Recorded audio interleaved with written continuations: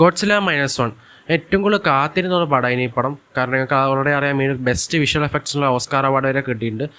So ഇപ്പോൾ ഇത് digital ബ്ലൂറേയിൽ റിലീസായിട്ട് Japanese ഓഡിയോയിലാണ് റിലീസായിട്ടുള്ളത്. So സബ്ടൈറ്റിൽസും കാര്യങ്ങളുണ്ട്. ആദ്യം പറയാൻ നല്ല കിഡിലം പടമാണ്, നല്ല കിഡിലം ക്വാളിറ്റി, കിഡിലം VFX ഉള്ള ഒരു കിഡിലം പടമായിട്ട് നിങ്ങൾക്ക് തോന്നി. കമ്പാർട്ട് ടു മറ്റ് സിനിമകളെ പോലെ ഇത് ഭയങ്കര ലോ ബഡ്ജറ്റിലാണ് ഈ സിനിമ എടുത്തിട്ടുള്ളത്. നിങ്ങൾക്ക് ഓൾറെഡി അറിയാം വളരെ ലോ ബഡ്ജറ്റിൽ ഇത്രയും ഗംഭീര VFX ചെയ്ത് നോക്കുക എന്ന് പറയുമ്പോൾ അത്ര ചില്ലറ കാര്യമൊന്നുമല്ല. സത്യം പറഞ്ഞാൽ ഞെട്ടിപ്പോയി ഇതിൻ്റെ VFXും കാര്യങ്ങളെല്ലാം കണ്ടപ്പോൾ. ഓരോ സീൻ വൈസ് ഇപ്പം ഗോഡ്സിൽ വരുന്ന ഓരോ സീക്വൻസിൽ തന്നെ ഭയങ്കരധികം റിയാലിറ്റി സംഭവിക്കുന്ന പോലത്തുള്ള VFXും കാര്യങ്ങളും എടുത്തിട്ടുണ്ട്.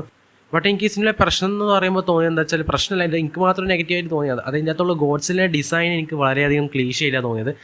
വലിയ രസമായിട്ട് തോന്നില്ല. ഇപ്പം പണ്ടത്തെ കുറേ ഷിൻ ഗോഡ്സിലാന്ന് പറഞ്ഞ സിനിമയെല്ലാം കണ്ടത്. സോ അതിൻ്റെ ഒരു ഇതുപോലത്തെ ഒരു മൂഡിലുള്ള ഒരു ഗോഡ്സിലാണ് ഇതിനകത്ത് ഉണ്ടായിട്ടുള്ളത്. അത് ട്രെയിലർ ഇറങ്ങുമ്പോൾ ഞാൻ ശ്രദ്ധിച്ച കാര്യം തന്നെ. സോ എനിക്ക് അങ്ങനത്തെ ഒരു ഗോഡ്സിൽ എനിക്ക് അങ്ങനത്തെ പേഴ്സണലി ഭയങ്കര ഇഷ്ടമുള്ള സാധനമാണ്. ബട്ട് മൂവി അതിൻ്റെ കുഴപ്പമില്ല, നൈസായിട്ട് തോന്നി. എന്നാലും ആ ഗോഡ്സിലൊരു ബൊമ്മക്കുട്ടിനെ പോലെയാണ് എനിക്ക് ഫീൽ ചെയ്തിട്ടുള്ളത്. അതായത് ഞാൻ നടത്തം ഈ ഹോൾ മൂവിയിൽ തന്നെ ഇത് ഓട്ടവും ചാട്ടവും ഒന്നും ഇല്ല. ഇപ്പം നമ്മൾ മോൺസ്റ്റർ വേഴ്സിലെ ഗോഡ്സിലും കാര്യങ്ങളും കണ്ടാൽ അത് അത്രയും ഭയങ്കര അറിയാലോ, ത്രില്ലടിച്ചും ചാടിയും നടക്കുന്ന ഗോഡ്സിലാണ്. ബട്ട് ഇതിൻ്റെ അകത്തേക്ക് വരുമ്പോൾ ആണെങ്കിൽ ഇത് ഒരു ബൊമ്മക്കുട്ടി ഇങ്ങനെ സ്ലോ മോഷൻ നടന്നു പോകുന്ന സീനിലാണ് കാണിക്കുന്നത്. പക്ഷെ കുഴപ്പമൊന്നുമില്ല, അതിൽ നൈസായിട്ട് തന്നെ എടുക്കുന്നുണ്ട്. ആ പടത്തിൻ്റെ ത്രില്ലിൽ നമ്മളങ്ങ് പോയി പോകും. സോ ഒരു പടം സംഭവിക്കുന്ന ഒരു വേൾഡ് വാർ 2 ആ ഒരു സമയത്ത് ഗോഡ്സില വന്നാൽ എങ്ങനെയിരിക്കും, അങ്ങനെയൊരു സംഭവത്തിലാണ് സിനിമ ഫുൾ സെറ്റ് ചെയ്തിട്ടുള്ളത്. സോ ഒരു വേൾഡ് വാർ 2 ആഫ്റ്റർ എഫക്ട്സിൽ ഒരു ജപ്പാനീസ് മൈൻഡ്, ആ ജപ്പാനീസ് മൈൻഡ് ഹോൾ ലൈഫിൽ ആ ഗോഡ്സിൽ എങ്ങനെയാണ് ഇന്റർഫിയർ ചെയ്യുന്നത്, അങ്ങനത്തെ കാര്യങ്ങളാണ് ഈ സിനിമ മൊത്തമായിട്ട് കാണിക്കുന്നത്. ആകെ 2 മണിക്കൂറുള്ള പടം, 2 മണിക്കൂർ തന്നെ നല്ല ഒരു ഗംഭീര എൻ്റർടൈൻ ആയിട്ട് എനിക്ക് ഫീൽ ചെയ്യുന്നു. ഫുള്ളി എൻഗേജിങ് ആണ്. ആ 2 മണിക്കൂർ പറയേണ്ട കാര്യങ്ങൾ പറഞ്ഞുകൊണ്ടാണ് ഈ സിനിമ മൊത്തം പോകുന്നത്. സോ മൊത്തത്തിലൊരു ടൈറ്റ്ലി പാക്ക് ആയിട്ടുള്ള കാണിക്കുന്നത്. ആദ്യം തന്നെ ഗോഡ്സിലെ ഒരു സീക്വൻസ് എല്ലാം കാണിക്കുന്നുണ്ട്. അത് കണ്ടപ്പോൾ തന്നെ എനിക്ക് ഇപ്പം പറഞ്ഞ വാവായിപ്പോയി. എൻ്റെ ഒരു VFXും കാര്യങ്ങളും അപ്പം തന്നെ ഒരു ഇനീഷ്യൽ സ്റ്റേജിൽ തന്നെ നല്ല ഒരു VFXും കാര്യങ്ങളും കാണിച്ചു. സോ ക്ലൈമാക്സ് പോർഷനിലൊക്കെ എത്തുമ്പോൾ അതിൻ്റെ ഒരു അപ്പുറം VFX കാര്യങ്ങളെല്ലാം വരുന്നുണ്ട്. ഈ സിനിമേൻ്റെ മോഡ് അങ്ങനെയാണ്. തുടക്കത്തിൽ ഇനീഷ്യൽ സ്റ്റേജിൽ VFXും കാര്യങ്ങളും ഗംഭീരമാണ്. ബട്ട് അതിങ്ങനെ അപ്ഗ്രേഡ് ലാസ്റ്റ് ക്ലൈമാക്സ് പോർഷനിലേക്കെല്ലാം ഗംഭീര ഔട്ട്പുട്ട് വന്നിട്ടുണ്ട്. സോ എനിക്ക് ഇതിൻ്റെ അകത്ത് പെർട്ടിക്കുലർ ഒരു ഗോഡ്സിലെ ഈ സീക്വൻസ് ഭയങ്കര ഇഷ്ടം. ഒരു അറ്റോമിക് ബ്രത്ത് കാണിക്കുന്ന സീക്വൻസ് ഉണ്ട് ഗോഡ്സിലെ. ഇതിൻ്റെ ബാക്കിൽ നമുക്ക് ഓൾറെഡി അറിയാം ഗോഡ്സിൻ്റെ സ്പൈനിലൊരു സ്പൈക്ക് പോലത്തെ സാധനങ്ങളുണ്ട്. അതെല്ലാം പൊന്തി കാണിക്കുന്ന സീക്വൻസ്. ആ ഒരു സീക്വൻസിലെടുത്ത് VFXും കാര്യങ്ങളും കാണണം, ഒരു രക്ഷയില്ലാത്ത സാധനം. അതിൻ്റെ ഒരു ആഫ്റ്റർ എഫക്ട്സ് ഉണ്ട്. ഒരു അറ്റോമിക് ബ്രത്ത് കാണിച്ചിട്ടുള്ള ഒരു ആഫ്റ്റർ എഫക്ട്സ് കാണിക്കുന്നുണ്ട്. ഒരു ഹോൾ ബിൽഡിംഗ് തന്നെ ഷാറ്റർ ആകുന്ന കുറച്ച് സീക്വൻസ് എല്ലാം ഉണ്ട്. അതിൻ്റെ ഒരു VFX ഒക്കെ എങ്ങനെ ഇത്രയും ലോ ബഡ്ജറ്റിൽ എനിക്കൊന്നില്ല എടുത്തു വെക്കാൻ പറ്റുള്ളൂ. എനിക്കൊന്ന് ആദിപുരുഷല്ല ഇത് കണ്ടു പഠിക്കണമെന്നാണ് തോന്നുന്നത്.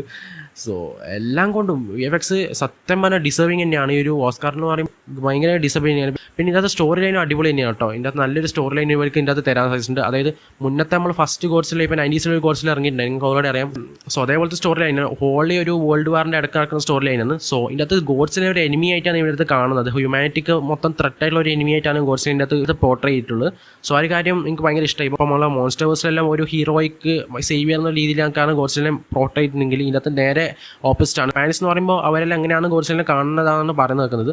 സോ എല്ലാം കൊണ്ട് ഒരു ഗംഭീര ഫീൽ തന്ന ഒരു സിനിമയാണ്. നല്ലൊരു സ്റ്റോറി ലൈന്, ഗംഭീര VFX, പിന്നെ സൗണ്ട് എഫക്ട്സ് പറഞ്ഞേ പറ്റൂ. സൗണ്ട് എഫക്ട്സ് ഒരു രക്ഷയില്ല. ബ്ലൂറേ ആയതുകൊണ്ടാണെന്ന് അറിയില്ല, നല്ല ഗംഭീര സൗണ്ട് എഫക്ട്സ് ആണ്. ഒരു പ്ലെയിന് പറക്കുന്നതും ബിൽഡിംഗ് ഷാറ്റർ ചെയ്യുന്ന അറ്റോമിക് ബ്രത്തിൻ്റെ ഗോഡ്സിൽ നടക്കുമ്പോൾ ആ ഡിം എന്നുള്ള സൗണ്ട് എല്ലാം ഗംഭീരമായിട്ടുള്ള സൗണ്ട് എഫക്ട്സ് ആണ്. തിയേറ്ററിന് മിസ്സാക്കിയുള്ള ഒരു കാര്യം എനിക്ക് ഭയങ്കര സങ്കടമുള്ളൂ. തിയേറ്റർ എക്സ്പീരിയൻസ് ഗംഭീര തിയേറ്റർ എക്സ്പീരിയൻസ് ചെയ്യേണ്ട പറഞ്ഞത് അൺഫോർച്യുനേറ്റ്ലി ഒരു ഇന്ത്യയിൽ നമുക്ക് റിലീസ് ഉണ്ടായിട്ടില്ല. അതിനുള്ള കാരണം തന്നെ ഈ ഒരു മോൺസ്റ്റർ വേഴ്സിൽ ഇപ്പോൾ ഗോഡ്സില വേഴ്സ് കോങ് ഇറങ്ങിയ സമയത്ത് തന്നെയാണ്. സോ അത് തന്നെയാണ് ഇതിൻ്റെ കാരണം തന്നെയാണ് പറഞ്ഞു നിൽക്കുന്നത്. സോ മിസ്സായി, തിയേറ്ററിന് മിസ്സായി. പക്ഷേ ഇപ്പം ബ്ലൂറേയിൽ അവൈലബിൾ ആണ്. കണ്ടിട്ടാൽ എന്തായാലും കണ്ടോക്കാണെങ്കിൽ പറയാനുള്ളൂ. അല്ല അടിപൊളി പടം. പിന്നെ ഈ ഒരു പടം തീർന്നിട്ടില്ല, ഇനി ഇതിൻ്റെ 2ാം ഭാഗം എന്തായാലും വരുന്നുണ്ട്.